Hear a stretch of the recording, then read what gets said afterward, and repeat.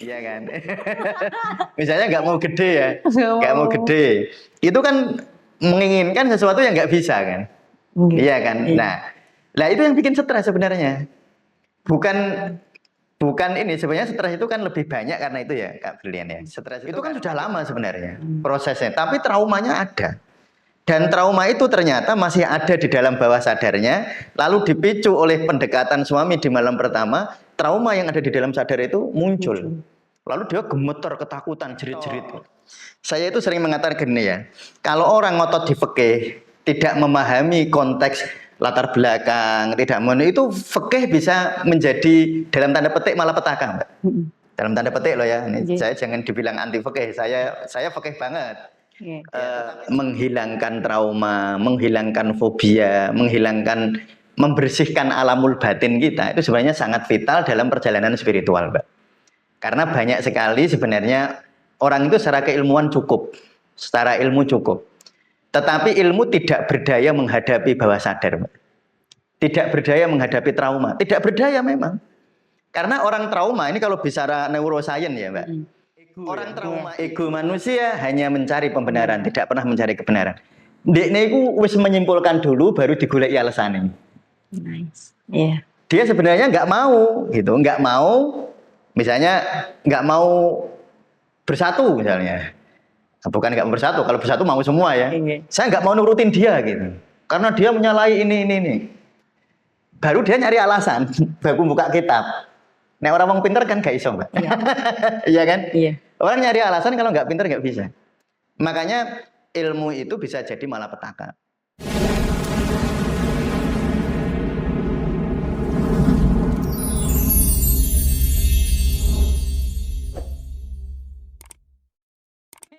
Assalamualaikum warahmatullahi wabarakatuh. Waalaikumsalam warahmatullahi wabarakatuh. Ya, kita jumpa lagi ya di Q&A, tanya jawab pertanyaan-pertanyaan dari teman-teman sufi semua di minggu-minggu ini ya. Nanti akan saya jawab. Jadi teman-teman yang memiliki pertanyaan dari podcast atau konten kita, silahkan di kolom komentar bisa ditanyakan ya. Kalau masih belum bisa dijawab, bisa diulang lagi pertanyaannya.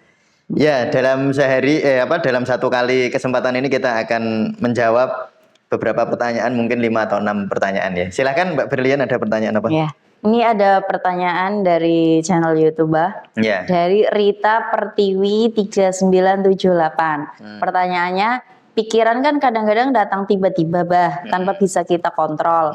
Gimana itu, Ya, memang nggak perlu dikontrol. Jadi problemnya itu karena kita pengen ngontrol sebenarnya. Kita itu pengen mengontrol segala sesuatu.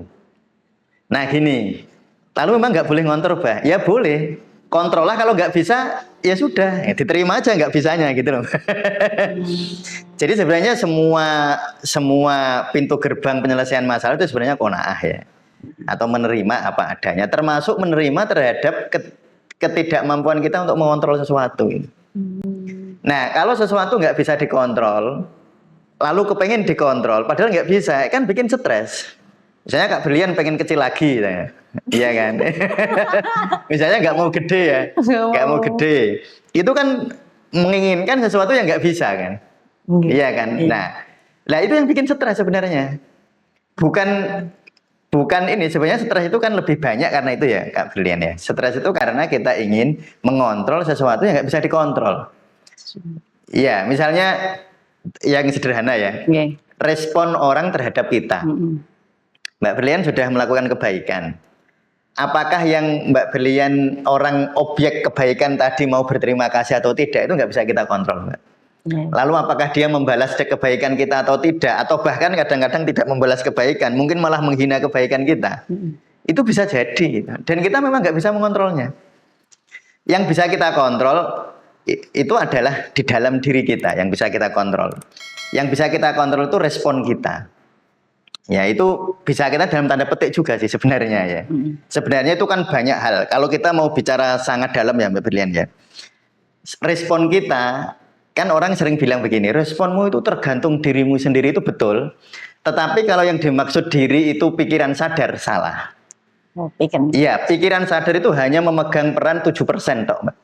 Jadi ketika misalnya Mbak Brilian cemberut sama saya, memang tampaknya saya ini memiliki kontrol penuh terhadap respon saya, tampaknya.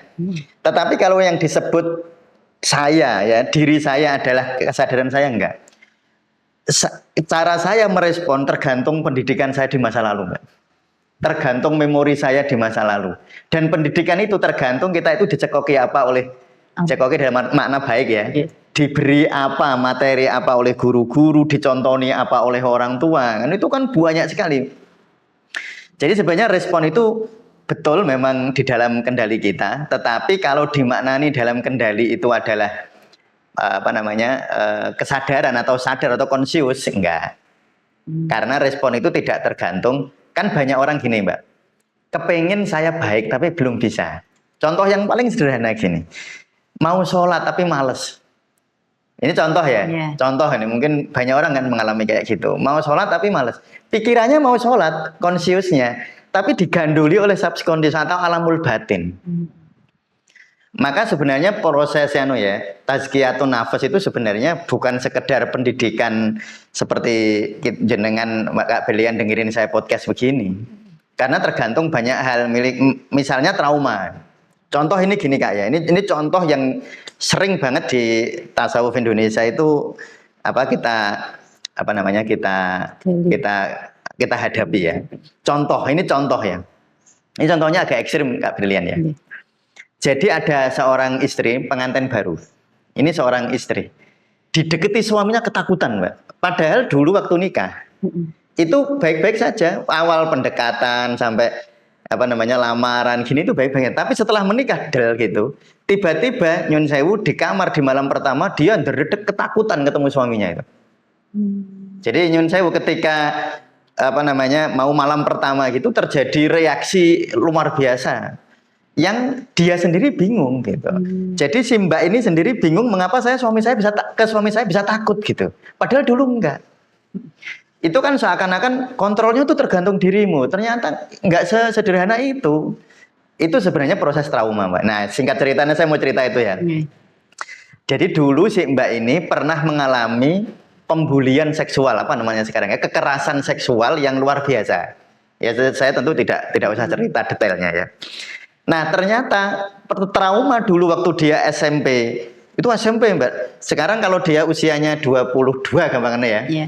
SMP berarti 7-10 tahun yang lalu ya. Itu kan sudah lama sebenarnya prosesnya, tapi traumanya ada.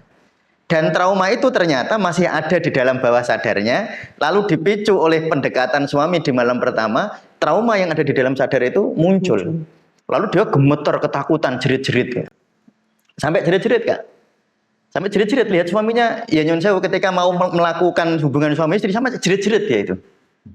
Nah, itu kan bukan sesederhana, loh kamu kok gitu kan, nggak sederhana gitu ya. Nggak sederhana terus dihukumi. Apalagi kalau pakai pendekatannya fikih tok.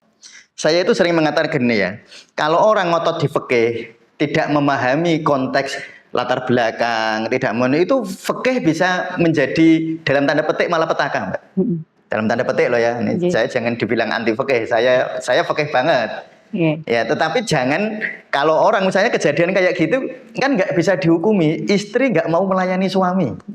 Loh, nggak bisa dihukumi kayak gitu. Ini persoalan traumatik. Kalau dihukumi fikih kan mesake, Mbak.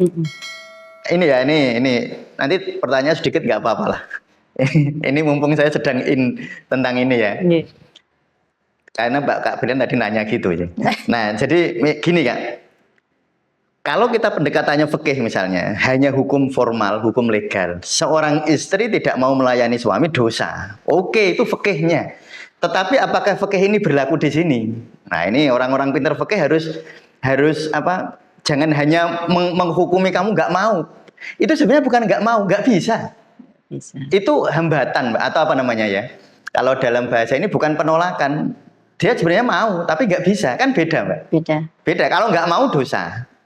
Tapi kalau dia nggak bisa itu beda. Misalnya istri sakit, ini contoh yang nyata ya. Demam tinggi, suaminya pengen. Terus istrinya nggak mau karena nggak bisa. Masuk disebut dosa.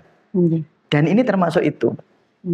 Nah, jadi sebenarnya respon kita terhadap suatu stimulus ya, itu tidak sesederhana yang kita sederhanakan, tergantung dirimu. Kalau seperti ini lalu menggunakan konteks seperti itu, membayangkannya konteks-konteks yang biasa. Tetapi kalau dipahami bahwa responmu tergantung dirimu, nah terus dimaknani diri itu kesadaran. Ini kan mesake ini mbaknya ini. Kamu dosa, akhirnya misalnya dipaksa, misalnya ya lalu dipaksa lalu mau, dan kewajiban istri atau haknya suami diberikan, itu menjadi trauma baru, Mbak. Nanti traumanya tumpuk-tumpuk dan nanti bisa ya nyun sewu. Seandainya itu nanti jadi putra, jadi anak, nanti anaknya juga ikut trauma. Oh, itu bisa rentetannya terlalu panjang. Maka saya minta betul ya, pahami bahwa respon kita tergantung diri kita, tetapi diri itu bukan makna kemauan sadar, bukan makna ingatan sadar, bukan makna memori sadar, bukan makna emosi sadar, tetapi emosi bawah sadar, memori bawah sadar, ingatan bawah sadar. Dan itu harus dipahami. Nah, saya berharap sebenarnya agama itu pendekatannya, makanya tadi kalau teman-teman atau bahkan mungkin para ulama fikih nganggone fikih yang kaku seperti itu, wah ya mesake, Mbak. Ini ya, trauma seksual itu banyak sekali loh, Mbak. Trauma seksual banyak sekali kejadiannya. Kan karena itu kan di bawah kayak fenomena gunung es, Mbak. Yang kelihatan di permukaan ya cuma kayak sedikit gitu. Padahal itu banyak sekali. Nah, saya sebagai seorang praktisi seperti ini sering melihat hal-hal ekstrim seperti itu. Kan ekstrim ya, makanya kan berobat. Kalau nggak ekstrim kan nggak berobat ya. Makanya yang datang ke kita ya mesti saya melihatnya. Dan ini ekstrim betul, sampai dia jerit-jerit. Jadi waktu ada mau malam pertama jerit-jerit sampai bingung. Suaminya ya bingung, dia sendiri ya bingung. Kenapa? Ternyata, nah setelah kita obati itu. Makanya menghilangkan trauma, menghilangkan fobia, membersihkan alamul batin kita itu sebenarnya sangat vital dalam perjalanan spiritual, Mbak. Karena banyak sekali sebenarnya orang itu secara keilmuan cukup, secara ilmu cukup, tetapi ilmu tidak berdaya menghadapi bawah sadar, Mbak. Tidak berdaya menghadapi trauma, tidak berdaya memang. Karena orang trauma ini kalau bicara neuroscience ya, Mbak, orang trauma itu area logikanya hilang, Mbak. Jadi misalnya orang trauma kayak Mbak ini contoh yang ekstrim, saya pakai contoh. Itu didekati dengan hukum logika misalnya hukum formal. Kamu tuh sudah sah istrinya. Nah itu kan pakai logika. Kalau kamu nggak mau hukumnya begini, itu kan dipakai logika. Orang traumatik logikanya hilang. Dan itu bisa di-scan di MRI, bisa terlihat. Ternyata kalau orang traumatik itu logikanya nggak nyala, Mbak. Otak bagian logika nggak nyala. Sehingga orang trauma itu bisa menghambat perjalanan spiritual. Ya, dia akan masuk kayak orang masuk ke dalam jebakan lumpur yang sangat menyesakkan dia itu. Dan itulah yang sering terjadi, banyak orang mengalami begini, Mbak. Saya sebenarnya kepengen berubah tapi kok nggak bisa ya. Saya sudah saya coba bertahun-tahun tapi nggak bisa.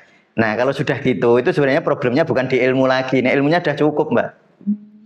Ilmunya sudah cukup, kamu sudah ini udah kasih tahu, masa hukum itu sudah tahu lah. Ya saya kira gitu ya. Nah, nanti kita bahasan, kayaknya ini sangat menarik ya. Nanti kita bahas khusus di sebuah podcast nanti tentang hubungan trauma, fobia dengan perjalanan spiritual. Ya gitu. Terus ada pertanyaan lagi, Mbak. Ya. Dari Muhammad Yusuf 6049. Assalamualaikum warahmatullahi wabarakatuh. Waalaikumsalam warahmatullahi wabarakatuh. Seseorang yang sudah mengalami fana, menurut pengakuannya, bercerita dalam sholatnya sering dimakmumi jin muslim. Apakah dia juga termasuk yang berhalusinasi? Ya, kalau saya jawabnya kemungkinan ya. Kemungkinan loh ya. Kemungkinan. Nah, itu dipahami. Kita itu harus pinter statistik ya, Mbak ya. Tapi statistik bukan statistik yang rumit itu, kayak di BPS itu statistik rumit ya. Bukan. Maksudnya kita harus tahu bedanya pasti mungkin ya. Sehingga ketika ada orang mungkin jangan dibilang pasti. Kenapa demikian ya? Karena saya nggak tahu dia halusinasi apa enggak sebenarnya. Tapi mungkin iya. Misalnya jinnya disosokkan misalnya. Jinnya disosokkan, punya hidung, punya gini, punya... Ya itu kemungkinan adalah imajinasi dia. Jadi imajinasi yang terproyeksi. Jadi dia punya imajinasi. Imajinasinya memang misalnya dulu waktu kecil lihat sinetron Gerandong, Mak Lampir. Kan ada imajinasinya, Mbak. Lalu ada suatu ketika dia mengalami peristiwa ini, lalu tiba-tiba imajinasi dia, karena mungkin dia merasakan ada getaran misalnya ya. Lalu tiba-tiba imajinasi itu mengaitkan peristiwa ini dengan sinetron itu. Lalu dia bisa melihat, seakan-akan bisa melihat. Itu bisa halusinasi. Dan sebenarnya yang paling itu gak usah dicerita-cerita aja. Karena yang paling pengalaman subjektif. Ya nanti itu karena itu pengalaman subjektif ya. Kalau cerita sama muridnya nggak apa-apa sih, Mbak. Cerita sama murid, maksudnya gini, cerita itu yang penting niatnya, Jen. Jadi misalnya saya nih punya pengalaman spiritual, saya cerita sama Mbak Kak Berlian nggak apa-apa. Karena niat saya kan, saya ngapain sombong sama Kak Berlian, nggak penting kan? Kan murid saya sendiri, saya nggak usah sombong, Mbak Berlian sudah menghormati saya kan gitu ya. Ngapain saya mencari penghormatan dari Kak Berlian? Makanya saya cerita kepada anak, cerita kepada istri, cerita kepada Kak Berlian. Itu nggak apa-apa. Makanya dulu Rasulullah itu ketika mengalami seperti itu, pertama kali ke Siti Khadijah dulu, nggak boleh dicerita-ceritain. Kan dulu kan, nah kan dakwahnya kan, karena kalau diceritain ke orang resiko. Nah, jadi sebenarnya kayak gini ini, saya lebih seneng itu gini, nggak usah lihat fenomenanya. Maksudnya gini, dia mau cerita gitu ya kita abaikan. Abaikan itu artinya gini, Mbak. Yo ora yora, yo yora gitu. Namanya diabaikan. Bukan mengabaikan itu bukan berarti pasti tidak, pasti iya. Mengabaikan itu ya bisa jadi, ya bisa jadi enggak. Ya gitu aja, bisa iya, bisa enggak. Sudah di level itu titik. Justru yang paling penting kita ini mau melihatnya itu di kedademean batin, Mbak. Misalnya ini contoh, misalnya itu kejadian sama Kak Berlian nih. Kak Berlian misalnya habis wiridan tertentu, lalu mengalami fenomena aneh.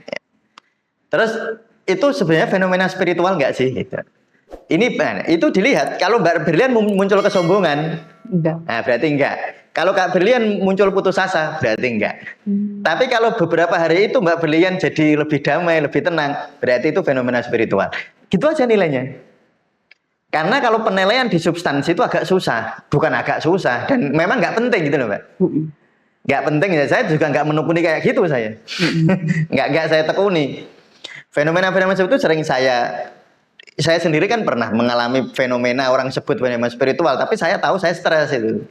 Mungkin saya kan sering cerita karena sama murid saya itu. Bahwa saya pernah stres, pernah halusinasi, pernah gini itu.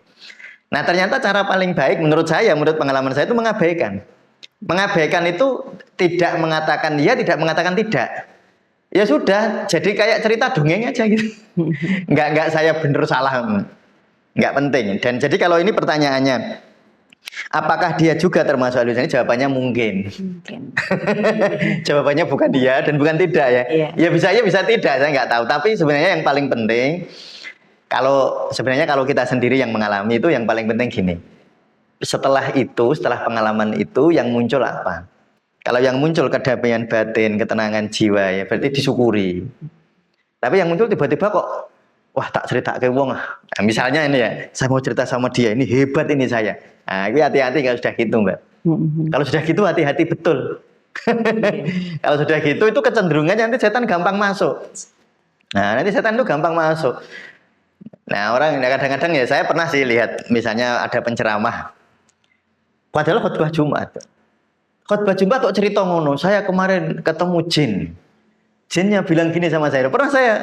Pernah itu suatu ketika saya sholat Jumat itu di sebuah tempat di masjid waktu saya kuliah dulu. Itu dia khutbah itu gitu. Kemarin saya habis zikir, saya ketemu jin. Jin ini berpesan begini. Saya ya orang-orang mungkin terkesima ya. Tapi kalau menurut saya aneh itu. Menurut saya aneh. Walaupun itu aneh itu lalu ketika saya begitu pun saya harus ada introspeksi diri juga, Mbak. Nah ini hati-hatinya ya. Jadi memang hal semacam itu tidak apa ya. Itu hal yang sangat licin gitu Mbak. Kita itu sangat mudah terjebak lah. Misalnya gini, saya menilai orang, kan tadi saya menilai ya. Terus hati saya kan nggak enak denger kayak gitu itu. Ngapain dia cerita kayak gitu kan nggak enak saya. Tetapi itu juga jebakan setan sebenarnya, Mbak. Bagi saya loh ya. Nanti saya jadi saya gitu? ya saya ngelurui dia sombong, tapi saya sendiri juga sombong kan. Loh, itu jebakannya. Makanya habis itu ya terus introspeksi diri lagi. Ya wallahu a'lam. Akhirnya itu ya begitu, Mbak. Ya akhirnya kita secara intelektual kita analisis, tetapi secara batin jangan terpengaruh gitu. Secara intelektual boleh menganalisis, kan kejadian kayak gitu silakan dianalisis dari ilmu sugesti, dari ilmu dari ilmu psikologi ya silahkan. Atau kalau perlu, kalau teman-teman punya ilmu sufi ya dianalisis secara sufi itu. Tetapi itu harus sebatas analisis, jangan mengubah emosi. Nah makanya doanya itu yang jangan lupa itu Rabbana dzalamna anfusana wa illam taghfir lana wa tarhamna lanakunanna minal khasirin. Jadi kita itu sering mendolimi diri kita sendiri, maksudnya gitu. Kalau kita ini sombong sebenarnya dolimnya ke diri kita sendiri, Mbak, sebenarnya. Nah makanya ya sudah, kalau jawabannya saya kira tidak akan memuaskan. Jadi saya tidak akan bilang iya atau tidak ya. Karena misalnya gini, Mbak Berlian tentu paham ya, orang itu ketika bercerita, saya cerita sama Kak Berlian tentang sebuah peristiwa.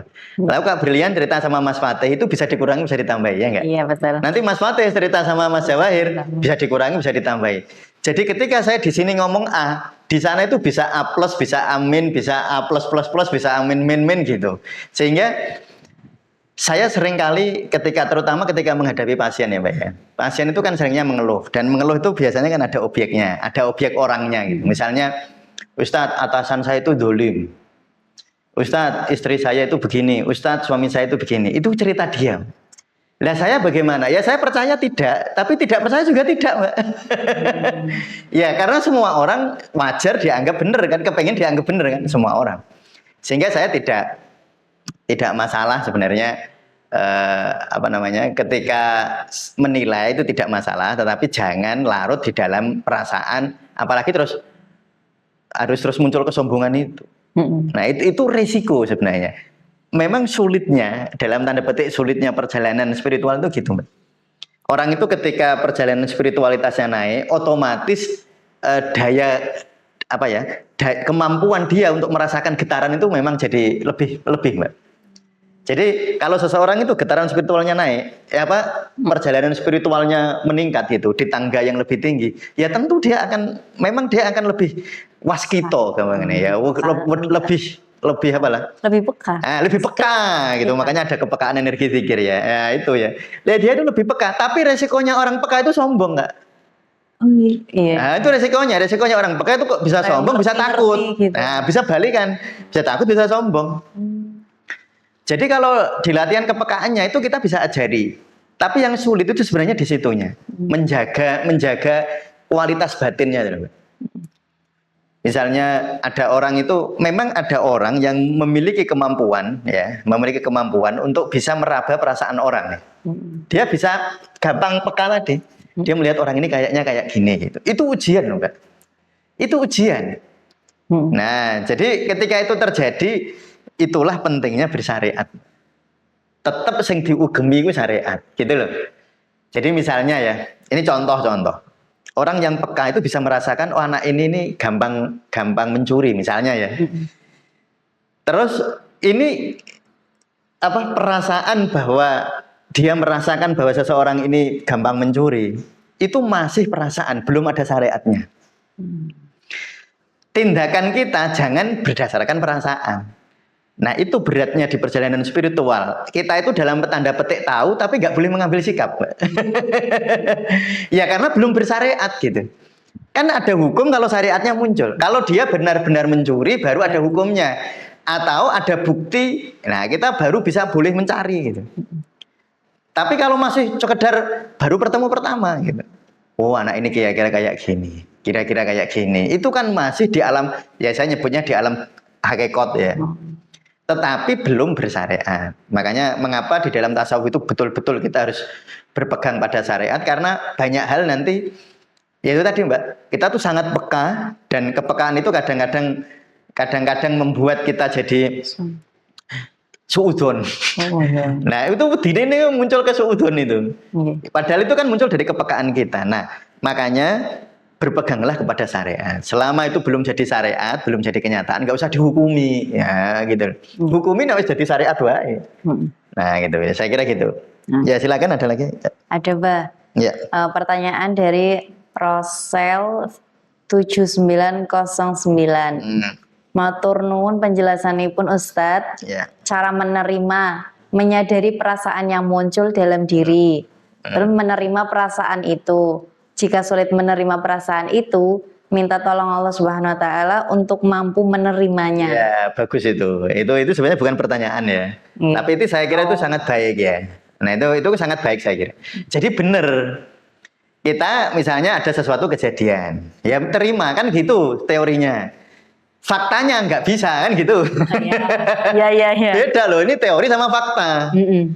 Teorinya diterima, oke. Nyatanya nggak bisa. Nah, atau susah, orang bilangnya susah misalnya. Walaupun teorinya nggak susah, lu menerima ini saya bicara teori dulu ya, bicara teori. Tolong teman-teman pahami, karena kalau sudah praktek itu benturan sama egonya banyak, Mbak. Kalau teori, misalnya ini contoh ya, Mbak. Obat ini efektif misalnya, contoh ini dalam pengobatan ya. Itu teori, Mbak. Oh, sudah diteliti teori. Tetapi ketika obat ini diminum oleh seseorang, wah itu banyak faktornya. Faktor makannya dia, faktor dia tadi habis makan apa, faktor kelelahan dia, faktor kecemasan dia, faktor sugesti, banyak sekali. Jadi kalau ngomong teori teori itu ya mesti selalu teori gitu. Teori itu selalu teori. Di dalam praktek ketika berbenturan dengan realitas, wah itu bisa macam-macam. Nah, misalnya menerima itu teorinya mudah, Mbak. Menerima itu tidak melakukan. Loh kan mudah. Persoalannya itu gini loh, Mbak. Orang itu menganggap menerima itu melakukan. Melakukan sesuatu. Melakukan itu tidak menerima, Mbak. Jadi menerima itu tidak melakukan apa-apa. Loh, harusnya kan mudah. Yang susah itu kan melakukan. Makanya saya tuh sering guyon ya. Ya paling enak itu bayi. Bayi itu kan menerima aja. Makanya enak, dia nggak melakukan apa-apa. Nah, orang itu melakukan kan setelah egonya muncul kan. Nah, jadi sumber keinginan melakukan kan ego, Mbak. Iya. Nah, jadi menerima itu menjadi susah karena dianggap menerima itu melakukan. Menerima itu tidak melakukan. Sehingga teorinya menerima mudah. Ini teori, betul ya? Betul. Logis ya, kan logis. Sesuatu yang logis akhirnya dipraktekin, ternyata enggak. ternyata enggak bisa ya Ustadz. Masa saya enggak melakukan apa-apa kan gitu kan? Ya sudah, kalau enggak bisa diakui. Nah, bener kayak gini. Jadi kalau enggak bisa langsung bilang sama Allah, ya Allah saya belum bisa kan gitu. Ya itu bener kayak gitu. Jadi silahkan kita ngaji kayak gini ya, ngaji podcast kayak gini, dengerin kayak gini itu kan teori ya. Teori. Dan teori kalau nggak dipraktekkan itu al ilmu bila amalin kasajarin bila samarin, itu nggak akan berbuah. Dan teori kalau di atas kertas selalu lebih sederhana daripada prakteknya. Ya orang berteori gampang. Contoh Kak, berteori gampang tapi prakteknya angel, itu tentang kebersatuan, bersatu. Ada kelompok berantem. Ini saya nggak nyindir siapa-siapa lah. Ini ada 2 kelompok berantem. Semuanya itu kepengen bersatu, ya kan? Si tokoh ini, wah, kita tuh harus senantiasa menjaga persatuan, gitu kan? Tokoh A, tokoh B sebagai pimpinan kelompok B juga begitu. Semua kalau Mbak Bilian bertanya, semua ingin bersatu. Tapi anehnya kok enggak, padahal keinginannya sama loh, Mbak. Loh, sebenarnya kalau ingin bersatu, sederhananya secara teoritik ya, kabeh pengen bersatu kan gampang, wong pengen kok. Kan pengennya bodoh. Bersatu. Tapi nyatanya kan enggak bersatu. Artinya sebenarnya pertanyaannya begini, benarkah mereka pengen bersatu? Itu pertanyaan kritis yang enggak bisa dijawab oleh yang bertanya, Mbak. Yang jawab itu yang ditanya. Nah, jadi itu teori. Teori itu berbenturan dengan ego. Iya kan? Nah, ini orang si A ngomong bener, si A ngomong kelompok A semuanya kepengen bersatu tidak? Iya, sing ngono ya. Kelompok B pengen bersatu tidak? Iya. Lho kabeh padha kok tapi kok ora. Ya itu, ya saya tidak mau mensimplifikasi masalah ya, seakan-akan masalah itu sederhana, itu enggak. Tapi saya hanya menerapkan teori bahwa keinginan itu seringkali ketika berbenturan dengan realitas itu, keinginan itu seringkali tidak semudah yang kita bayangkan. Ya misalnya bersatu itu kan enak, kita bisa seiring sejalan, bisa wah ini itu kan seakan-akan begitu. Tapi nyatanya kan ya enggak. Bahkan yang gitu-gitu bukan hanya orang-orang biasa. Justru yang begitu orang-orang pinter, jangan. Bahkan orang-orang pinter. Makanya saya selalu manti-wanti sama murid-murid saya, sama Kak Brian. Kamu itu semakin pinter, egomu semakin kuat. Kecenderungannya ego semakin kuat gitu. Makanya semakin pinter, orang itu semakin dalam tanda petik semakin susah dinasehati. Gitu. Nah itu ya. Jadi saya ingin cerita bahwa tadi memang betul. Teorinya tadi betul ya. Jadi kalau menerima itu susah tadi gimana ya? Menyadari perasaan muncul dalam diri. Ya, menerima perasaan itu. Jika sulit menerima perasaan itu, minta tolong kepada Allah untuk mampu. Udah bener. Ya, memang kita itu nggak bisa kalau nggak ditolong Allah. Jadi kalau Kak Berlian ada sebuah peristiwa lalu tiba-tiba ada penolakan, ada ketidakpenerimaan, ya diakui saja. Ya Allah saya nggak bisa, belum bisa menerima. Hanya engkau yang bisa membuatku menerima. Sudah diakui gitu aja, nggak usah. Yang repot tuh cari alasan, Mbak. Wis ora iso nampa tapi cari alasan. Nah itu gagal spiritualitasnya ya. Kalau egonya sih makin kuat dan makin pinter, Mbak. Nek wong golek alasan kan buka kitab terus, Mbak. itu uniknya manusia, Mbak. Manusia itu unik. Makanya saya tuh ada seorang tokoh, saya lupa namanya. Beliau bilang begini. Manusia tidak pernah mencari kebenaran, katanya. Ego manusia tidak pernah mencari kebenaran. Selalu mencari pembenaran. Ego ya. Ego manusia hanya mencari pembenaran, tidak pernah mencari kebenaran. Dekne iku wis menyimpulkan dulu baru digoleki alasane. Nice. Dia sebenarnya nggak mau gitu, nggak mau misalnya nggak mau bersatu misalnya. Bukan nggak mau bersatu, kalau bersatu mau semua ya. Saya nggak mau nurutin dia gitu, karena dia menyalahi ini. Baru dia nyari alasan, baru buka kitab. Nah orang pinter kan gak iso, Mbak. Iya kan? Orang nyari alasan kalau nggak pinter nggak bisa. Makanya ilmu itu bisa jadi malapetaka. Karena ilmu ketika bertambah dia akan semakin kuat egonya. Karena ego memang diperkuat oleh identitas. Oleh kemampuan. Orang semakin kaya, identitasnya semakin aku wong sugih. Orang semakin pinter, aku ini. Apalagi kalau sudah di belakangnya dijentreti nganu, Mbak, kiai, haji, walah sudah gini-gini. Lalu di media itu dia sudah disanjung-sanjung gitu. Pakar usul fikih, pakar gini. Ini pakar, udah begitu, identitasnya kan makin kuat. Dan ketika identitas makin kuat itu kecenderungan mencari pembenarannya makin kuat. Pesonanya kuat.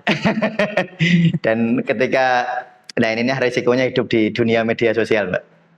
Ya, kita kan sangat khawatir jika tidak diterima oleh netizen ya. Kadang-kadang kekhawatiran kita itu lalu membuat kita jadi lupa tentang kesejatian tujuan dari kehidupan yang sejati. Ya, saya nggak mau panjang lebar. Saya kira begitu kan, Mbak ya. Sudah lama ini 3 pertanyaan aja. Karena tadi pertanyaannya agak memancing saya untuk banyak cerita. Ya, insya Allah akan kita lanjutkan di lain waktu. Terima kasih teman-teman sudah yang bertanya. Terima kasih sudah mengikuti dan terima kasih juga bagi teman-teman Sufi semua yang telah mendengarkan podcast kali ini. Terima kasih. Saya cukupkan sekian. Assalamualaikum warahmatullahi wabarakatuh. Waalaikumsalam warahmatullahi wabarakatuh.